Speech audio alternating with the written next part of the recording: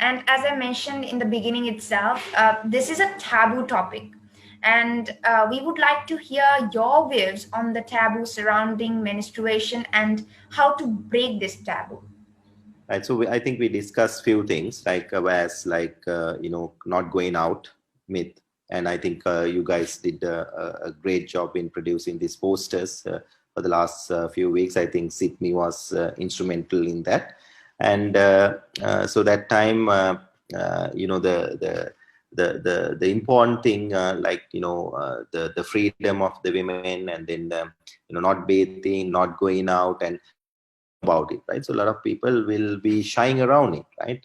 And similarly, like sex and this menstruation, people don't talk about it and they suffer in silence. So it should not be the case, because these are all, as somebody mentioned, is as if you go and buy toothpaste or toothbrushes, you should be able, because I see that when you go to the pharmacy, they will put it into a bag and cover it and give it in a in a very secretive way, as if it's a crime, right? As if you are, I mean, I think people can buy heroin in a much more open way than buying a sanitary pad from a grocery store, which should not be the case, right? Because it's a very, I think it should come from the society, because when you shy around, then I feel it's like the currently lockdown, right? So you can lock down yourself.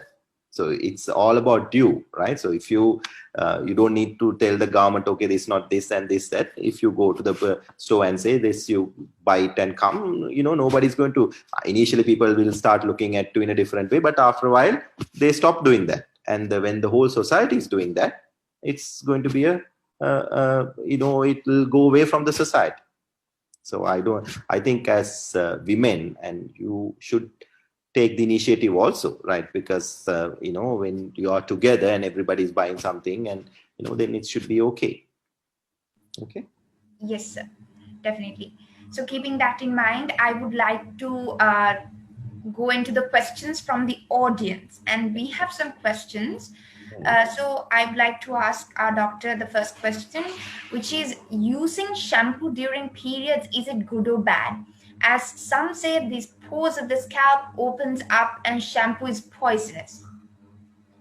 Again, as I told you, no evidence for that, because I mean, depending on the product, whether it's menstruating or no menstruating, some of the cosmetic shampoos, you have to be careful, especially when there are certain chemicals in it. But apart from that, there's no just because you're menstruating, not using a certain type of shampoo, there's nothing like that.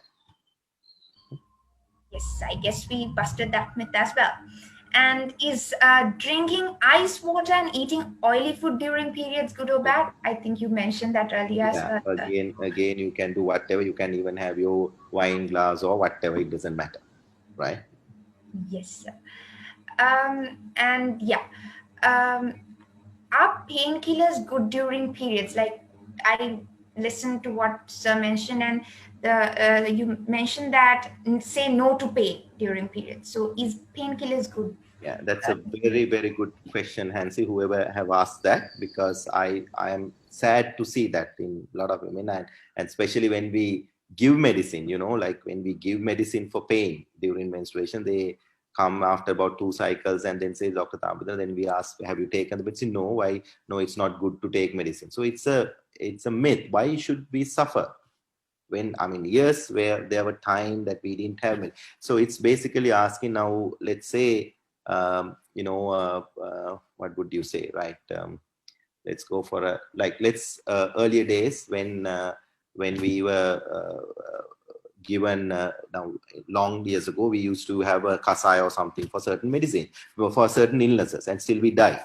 And now let's say we have pneumonia, and then we have medicine, and some person say, no, it's not good to take medicine, and then you don't take it. So now with time we will have more development, right? Now, for instance, I see people vomit during pregnancy, and there are now very effective medicine, right? So, and I mean, as I told you, you still have to go to work, right? You can't stay at home like long years ago, and your mother will be doing the cooking. You have to do your own thing, and you have another kid maybe to take care, and you're vomiting, you have to go to work, you still have to wake up early in the morning, all that. So medicine, and when a doctor prescribes something, and usually it's safe, whatever the way, and especially in the Western medicine, anything that we used to give to women and pregnant women and all has been thoroughly researched, right? Or what we do have trials, and they are safe, and we know women should suffer for whatever the cause, right? Whether pain is due to pain, or and even during labor,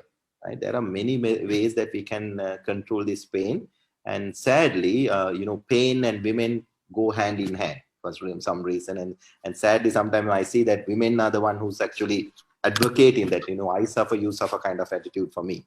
And so I feel that it should not be the case, and especially the moms. I don't know whether the audience, if you have daughters and all that, give them medicine if they're struggling with the pain, which especially because I think a lot of, as I told you, that's a myth that if you give medicine in the period stop, period should stop after 30 ml, then it's good, right?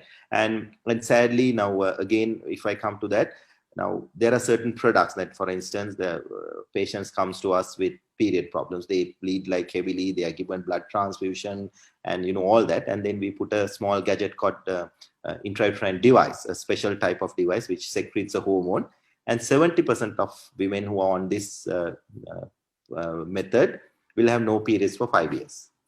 The moment after 6 months, everything is sorted, they are happy, living happily, but then they come and tell us, doctor, I don't have my period, my butterpimbena and all that kind of thing, which all are myths, right?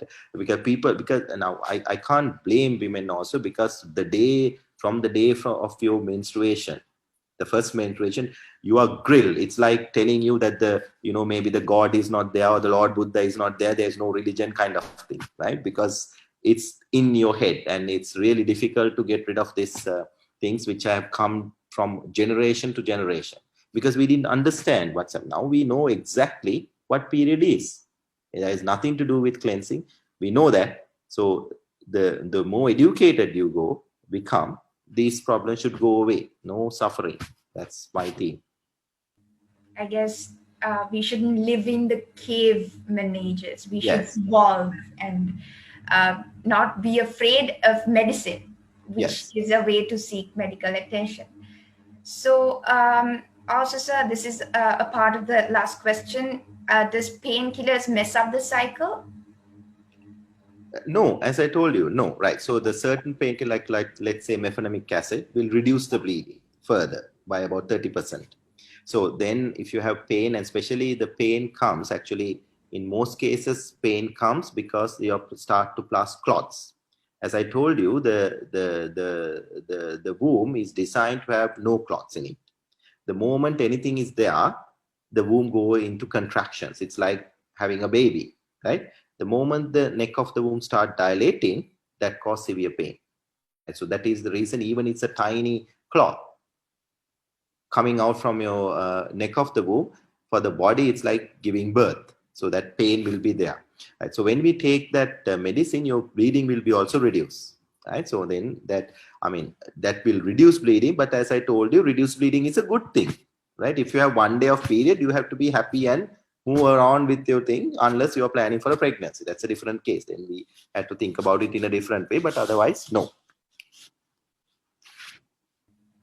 I think that was perfectly understandable. And then, sir, we have another question related to Yeah. painkillers. Painkillers rarely work during the first 2 days of periods. If that has always been the case, is it still abnormal? Yes, right. No, okay, right. So that's again a myth. Now, if you take the trick of taking a pain relief, especially if somebody's having a bit of a move, because some women have what we call unexplained pain during menstruation. So in that case, the trick is to start the medicine, when you know that, okay, you are going to have the period, right? Because all these, as I told you, mild analgesics. These respond to a certain level of pain only, right? So for instance, if you have a severe pain, we have to give morphine and very high injections and stuff like that, right? But if you take a pain relief, and a lot of people will take one two like when say paracetamol, they take only one tablet, the dose is 2 tablets. So if you take one tablet, and you have to take it every 6 hours during that time. So because the body has to have a certain level of the drug inside the blood, so if it drops, then it doesn't act. So you have to take it on time, and at the correct time, and then continue continue it for the first 2 to 3 days, and then the pain will go away, and sometimes pain will not even come. And especially this is true when we are giving a little bit of more of the let's say somebody's having a heavy period and painful period, we start certain medicine, and they have to be started on the day one of your period, the moment you start bleeding, because otherwise when the pain hits you, it's difficult to manage. You have to have few doses so that it starts to get controlled.